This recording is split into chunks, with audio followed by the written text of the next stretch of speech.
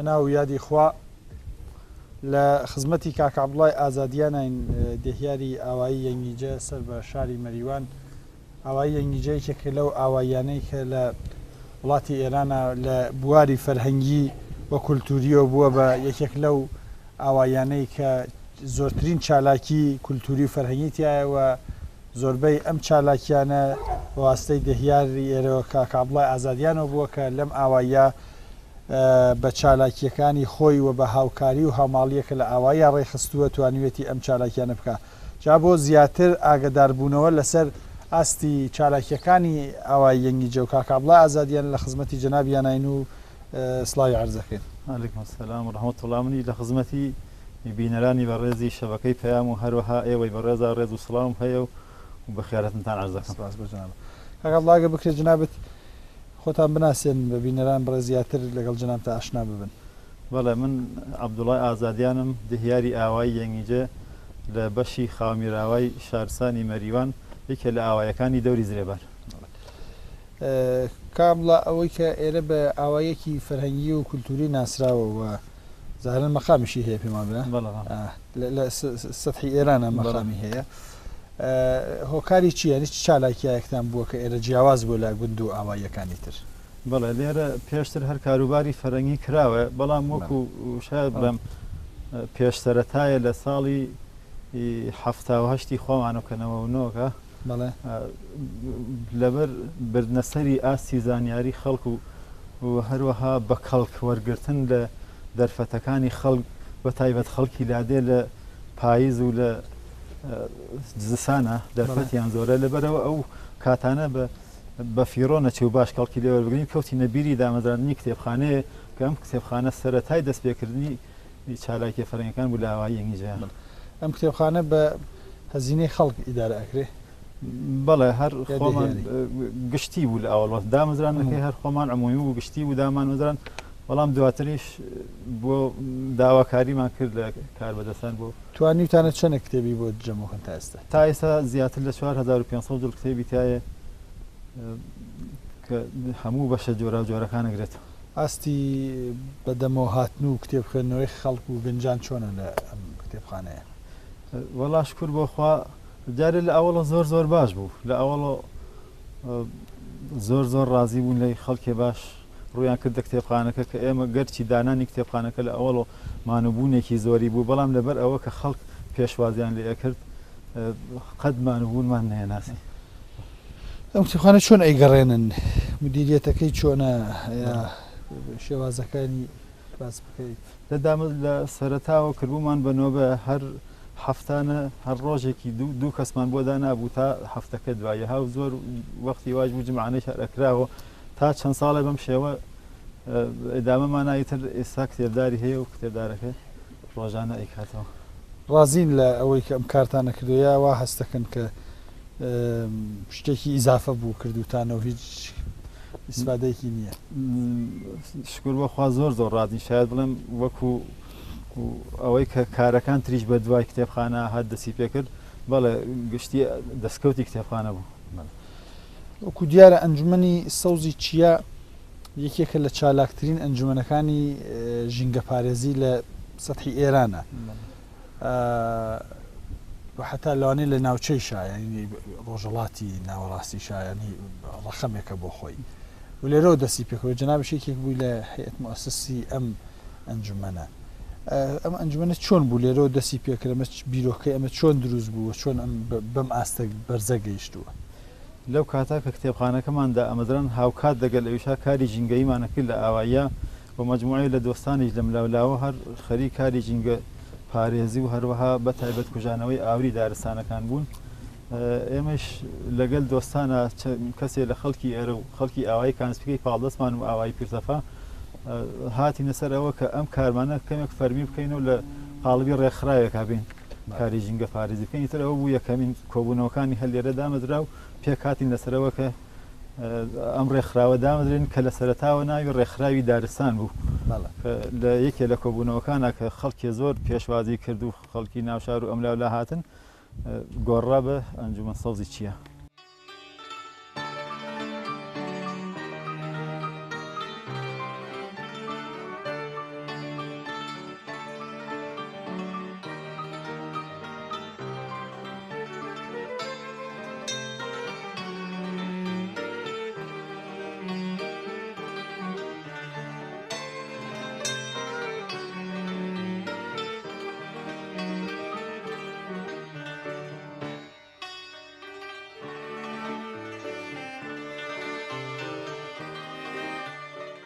ئەم ئەنجومەنە چەنە چالاکوانی هەیە چەنێ ئەندامی هەیە؟ وەڵا قسەی ئیسە ناکەم چون ئیسە شکر ئەنجومەنێکە کە وەکو خۆتان ئاماژەتان پێکرد نە لە ساتی ئێران ناشایەت دڵم لە دەرەوەی ئەم وڵاتیشە هەر ئەنجومەنێکی چالاکە ئیسە ئەنجومەن بۆ خۆی هەیە مدیرە و مدیر عامڵی ئەوان باشتر ئەدان بەڵام زۆر چالاکی زۆرە شاید بڵم لە سەتێکی زۆرایی کە لە ئەنجومەنە گەورەکانی ئێرانە. جناب ئیسە هیچ سمەتێکت هەیە لەناو ئەنجومەنە؟ من هەر وەکو هەیەت مؤسسە لەوێم و بەس وەکو ئەندامێ لە کاروبارەکان ئەنجومەنە بە تایبەت لەم بەشی خۆمانە هەر وەکو ڕۆشین بینیشمان یعنی هەندێک داری گوێستان داناوە و ئەرز بکەم باخێکتان بۆ خۆتان پێکێناوە لێرە بۆ ئەم کاروباری فەرهەنگی کولتوریە کە دەرامەدەکەی بێ ئەم گوێزانە چۆن بووە مە لە کێوداتان ناوەسن دەرامەدێکی هەیە چۆن خەڵکی ئیستقباڵیان کردو لەم کارە؟ بەڵێ لێرە هەر لە ڕاستەیە و کارانەکە کرا بە یارمەتی هەموو خەڵکی ئاوایی شاید 150 تا 160 بنگوێزێکماندانە لەبەرەوە کە داهاتەکەی لە داهاتوە خەڵک بێ بۆ کاروباری فەرهەنگی و بۆ ئوموراتی ناو ئاوایی هەم بۆ جوانکاری ئاوایش و ئەوەش کە کەسێک ڕێبوارێک گەردشکارێ لێرەوە بێت شوێنمان ببێ بۆ ئەوە کە ئیستراحەت بکە و دانیشێ. کێ پارێزاری لەم باخەکە؟ کردومانە بە نۆبەتی هەر دوو کەس و هەفتەیەک ئاودێریەکە ئایتر تا پاییز هەر هەموو ئاوایی بەشدارەتیایە. ئاوەکەیشی لە ئاوی گشتی ئیسپانیا؟ ئاوی کانیە بەڵێ. ئاوەکانیە. ئەی ئەم بە ئیسلاحی ئێرانی سەنگ فەرشی ئەم ناو کوچە و خیابانەکانی ئاوایی یعنی بڵێ جیاوازە لەگەڵ ئاوایی و گوندەکانی ترا. ئەمەش لەلایەن ئیداری بنیاد مەسکەنەوە کراوە بەس وەکو ئاواییە کە خەڵک زوو بە هانای ئەم کارەوە هاتن بە هەر کەسمانەوت ماڵەکەت حەسارەکەت کەمێ ڕایگوێزە دواترۆ زوو پێشوازی لێ کردین لەبەرەوە ئەوانی زۆر بە دڵگەرمی هاتن کارەکەیان بۆ کردین. زۆر باشە. یەکێکتر لەو چالاکیانەی ئاوایی یەنیجە فیستیڤاڵایەکە کە ساڵانە بەرپایەکاوە ئەو فیستیڤاڵانە چین یعنی بچ بابەتانێک لە خۆیان ئەگرێت و ساڵە چەند ڕافیستیڤاڵ تایسە چەند فیستیڤاڵتان کردووە؟ ئێمە بەرچاوترین فستیڤاڵمان فستیڤاڵی هاوماڵیە کە ئەم ساڵ بۆ پێنجمین ساڵێتی لێرە بەڕێوە چێ وەکو هەمومان ئەزانین هاوماڵیگەری و هاوسێگەری زوو لە ناو ئاوایەکانمانە زۆر بووە خەڵک زۆر یارمەتی یەکتریان داوە ئیسا کەمێک کەمڕەنگ بووە لە هەموو ئاوایەکانە کەمێک کەمڕەنگ بووە ئیسا ئێمەش ئەم فستیڤاڵە لەبەرەوە ئەو ڕەوتی هاوماڵیە تا ڕادەیە زیینوکەینەوە لە ناو خەڵکە و هانی خەڵکی بین بۆ ئەوە کە بەدەمیەکەوە بن و بەدەمیەکەوە بچن و هەروەها بناسین و بناسێنین ئەو کەسانیشە کە خۆبەخشانە لە ئاوایەکانە خەریک چالاکین و خزمەت بە خەڵکەکەن ئەم فستیڤاڵمانە ڕێخستووە کە ئەم فستیڤاڵە بۆ خۆشی ساڵانە تا سپاسنامە و دەستخۆشنامە ئەیرە بە چەند کەسێک و لە ناویشانە بە باشترین کەس خەڵاتێکمان بۆ دیاریکە بەناو خەڵاتی لەغڵەقی زیارین کە ناسنامەی فستیڤاڵەکەیشە ئەیرە بە باشترین کەس. کام بڵا ببینە سەر ئەو چالاکیترتانێ بە ناوی شەوانی یەنگیجە. بەڵێ شەوانی یەنگیجە چیتی ئاکرێت چی بابەتانێکی تیا باسەکرێسن چی هەسڵن شەوانی یەنگیجە بەردامەیەکی فەرەنگیە کە شەوانی هاوین و پاییز لە وەختانە کە لە دەرەوە ئەتوانی وێسین هەر لەم مەیانە لەرا خەڵگێتە دەرەوە کۆ بین و بەڵێ لە سەرەتاوە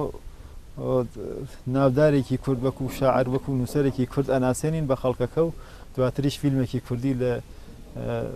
لەو کارگەردانە کوردانە فیلمێکی کوردیش بڵاوکەینەوە بۆ خەڵکەکە بۆ ئەوە شەوانمان بەخۆشیکەمێک هەموو شەوێکم شەوانی جمعایە فقط شەوانی جمعە بەڵێ ئەوە یەکانی تر چاوتان لێ ئەکەن کە عەبدوڵڵا بوو ینی قەتاتون بێژنەمەوە چۆنم کارانتان کردووە کەوانی چاوتان لێ بکەن بەڵێ زۆر دێن ئەروەڵات بە تایبەت هەر شەوانی یەنگیجە ئەوەکانی دەوروبەر پڕە بێ ئێرە ئەوانی شەر دێن و دانیشتنیشمان خەڵکی ئاوایی سەرجەم ینی هەموو هاوڕان لەسەر ئەمە ئەم چالاکیانە بە زۆری شابڵم نەوە لە سەدی بەڵێ کەس تایسە مشکلێکتان بە پێش ناتوانێت بەو شێوە نەوەڵا شتێکە بەرچاوبرێنەوەڵا هەموو ڕازی وا دیارانی ئەوی کە بیستمانێ لەسەر سەری ساڵە یەنیجە ینی بەرنمەیەکی تایبەتی هەیە ئەم بەرنامەتانە چییە لە سەری ساڵەکەیکەوە بەڵێ لە سەری ساڵا ئێمە سێ بەرنامان هەیە بەرنمەیەکی دێتەکانی پێڵین چەند ڕۆژێ بەر لە نەورۆز کە هەموو ئاوایی نەدەر و گەرچی ئیسەوەکو زوو زبڵ و ئەژغاڵیتیانە بەڵام هەری نمادینیش بێ دەسەگەنین بە ئاوایە تەمیسەکەین کەەوە پێڵین دێتەکانی بەنامێکی دی دو ئەویش شەو بەراتەیە کە شەو بەراتێ ڕسمێکی کۆنی کوردەواریە لە ناو مناڵانی ئێمە هەر لە زووە ماوە لێرە نەمان هێشتەوە بفۆتێ مناڵان لەو شەوا کە شەوی ئاخری ساڵی کۆنە و شەوی ئەوەڵی ساڵی تازەیە لێرە کۆ بنەوە مەراسمێکی باشە گێڕن شعر خوێندنەوە دوایەوە لەلایەن کەسێکەوە بڕێک ئامۆژگاری ئەکرێ مناڵەکان و دواتری ئەچین ماڵەکان ئەگەڕێن ماڵ بە ماڵەگەڕێن و ئەشنە بەر ماڵەکان داوای جەژنانە و نەورۆزانەکەن کە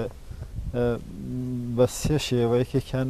بە فەرز مناڵان ئەشنە بەرماڵەڵەن شەو بەراتێ شەو بەراتەی خوا کوڕ کچێکتان باتێ بە شماخەنە جەماعاتێ زۆر شتی ترمان هەیە بە فەرز فستیوالی خواردنە خۆماڵیەکانمان هەیە کە ئەو خواردانەی کە زوو بۆ ئیسا وردە و دەخەریکن لە ناوچن فستیواڵێکی ئاوا ساڵانەیە بەڵێ ڕۆژی جیهانی مناڵ هەموو ساڵێ بە تێر و تەسەری لەگەل ڕێکخراوەکانی ناوشارە بە یەکۆ بەڕێوە ئەبین بۆ مناڵان بۆ هەڵەبجە مەراسم دانین ساڵانە و هەروەها فستیواڵێکیمان بوو جەشنوارێکیمان بوو لەسەر میراسی کۆن لەسەر کەرەسە کۆنەکان وەشتانە و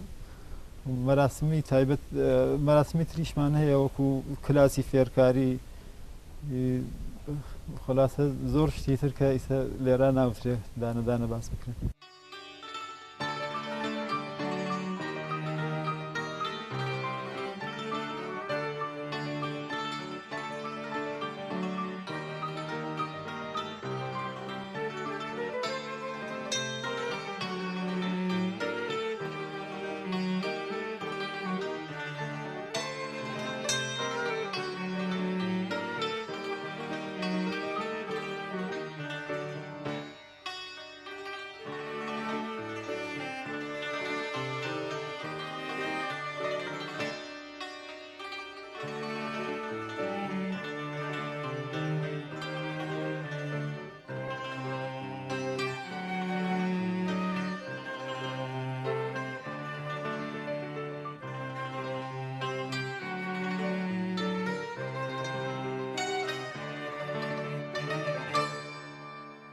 مەڕۆ گیانە ئەگەر خولیای وەستیاری هەردەیتەوە ئەم مەڵبەندە جێمەهێڵە بە ناچاری هەردەیتەوە لەو بازاڕە بە سوودەدا گەلێک کاسب کار خەڕەبوون ئەم سەودایە گەر لێگەڕەی بە قەرزاری هەردەیتەوە ئەگەر لە دۆی ژیان وێڵی ئەم سامانە جێمەهێڵە لە وڵاتی قارونیش من بە هەژاری هەردەیتەوە دڵڕەنجاندن لێرە نییە و زویر مەبە و لێ مەتۆرێ ئەم باوەشە ئاوەڵایە گەرچە قاری هەردەیتەوە ئەم سەرایە سەرای دڵە و ئەم هۆدەیە هۆدەی ئەوین لە هەر پێوی دڵنیابە بۆ دڵداری هەردەیتەوە لەم ژوانە بە چێشتر و وەفادارتر لەم یارە کوا ئەگەر شەیدای عشق و ناز و گەنجەوداری هەردەیتەوە ئەگەر لە شوێن حەقیقەت و ڕاستی وێڵی هەدا نادەی لە دیاری بێقەراری هەردەیتەوە ناشارەزا لێرە مەڕۆ چارەواکەت ڕێ ناگرێ لە غاو شلکە با نەگرێ ئەگەر سواری هەردەیتەوە لە دۆی بەختەوەری گیانە تاوێ ئەملا تاوێ ئەولا خۆمەمزانی چاو لە دوای تو بە یەکجاری هەردەیتەوە. لێرۆ قسەتان چییە بۆ گوندەکانی تر بۆ ئاواییەکانی تر بۆ خەڵکی کوردستان کە لە ئاواییەکانە هەن؟ بەڵا ئەڵێن کە ئاوایەکان جێگەی سەفا و سەمیمیەتە جێگەی خۆشیە ئاوایەکانمان بەگشتمان بڕازێنینەوە کە ڕازانەوەی ئاوایی نە بە دهیارە ئەکرێت نە بە شۆرایەکرێت نە بە مامۆسای ئەکرێت یەکڕا خەڵک دەستێنە بەرەو ناکرێت گشتمان بە عام خەریکبین بشکم ئاوایەکانمان بڕازێنینەوە و چی تر چۆڵی نەکەین ئاوایەکان. ئێمە پرسیارەکانمان تەواو بوو جاگەر جەنابە شتێک ماوە بیڵێ یا مەطلەبێک شتێک ئێمە لە خزمەتتین وڵا کورتە شارێکە بۆ سرودی مناڵانمان ئامادەکرد بۆ ئەم فستیواڵی هەماڵی ئەگەر چەند دیکەیەکی لێ خوێن سەر لە بەیانان بە بەربوونی ڕان باڕەی بزنومەڕی خەو کسەی شوان تێکەڵ بە دەنگی زەنگ و زەنگۆڵە باڕەی ناسکی کار و بەرخۆلە کاکی شوان ماتڵ ئەبێ لە تەی دوای ماڵ تا دێ ئای چەند شیرینە لادێ مەرحەبا و چۆنی بە یەکگەیشتن دەم بە پێکەنین ئامادەی دەشتن دەنگی مەکینە و شۆفیری مەزبوط ئەو شەڵتە بۆ من ئەوی تریش جووت خەرە باڵخی چێ دەبێ جوڵە ئەکەوێتە ناودێ ئای چەند شیرینە لادێ زستان و پاییز شەوانی درێژی گەمەی خۆماڵی شەوان تابێژی دامە و پشکیلان وەزیر و پاشا هەر تەواو نابێ لەزەت و چێژی ترا تا درەنگان هەروە ئەڕوات پێکەنین و خۆشیە کات ئای چەند شیرینە دێهات کاتی جەژنانە و گەردەنازایی جلوبەرگی جوان چوون بۆ ئاوایی شەو شەو بەراتێ هێلکە یا عانە ئاگرکردنەوە لە نەورۆزانە کوردم و جوڵە وەک شایی ڕۆشە تا دێتە کۆتایی ئای چەند خۆشە ئاوایی یەشتا هەر پلوسک ئاوەکەی ماوە کانی پشت ماڵان ئاوی چەند چیاوە شەرابی نابە عەسر و خۆراوە چای کتری ڕەش لەسەر ئەو ئاوە کێو دەشتی باسەفایی مەڵبەندی ئەهد و وەفایی ئای چەند خۆشە ئاوایی. دەمت خۆش بێ دەست خۆش بێ زۆر کەڵکمان وەرگرت جا ئێمە لێران ماڵاوای پێکەین و ئەو هەموو کارێت ئینشاڵڵا هیوادارین کە بەردەوام بێت و گوند و لاگردیەکانی تری کوردستانیش چاو لە ئێوە بکەن و بتوانن ئەو گەرم و گوڕی و کاری کولتوری و فەرهەنگی و زانستی لە ئاواییەکانە